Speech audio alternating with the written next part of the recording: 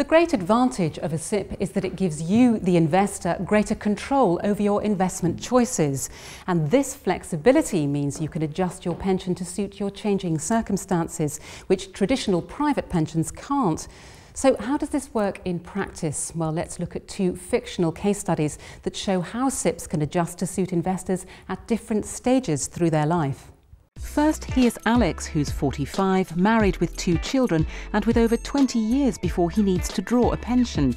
He can afford to take a long-term view. What are his options? Well, I think with 20 odd years to go before he retires, he's got plenty of time to ride the ups and downs of the stock markets and actually benefit from those.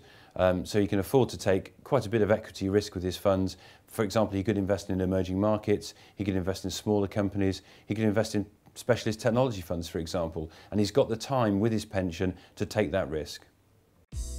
Our second case study is Mark, who's 55 years old and married, plans to retire in 10 years and has been saving for several years, building a pension pot mainly in equities and investment funds. As retirement approaches, how should he adjust his portfolio?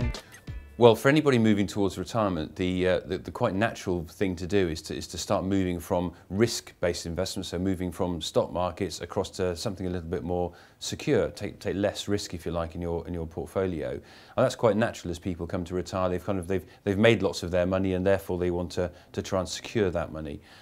So what we like to see people doing is reducing the amount of money they have exposed to stock market funds to more exposed to corporate bond, fixed interest and perhaps cash funds.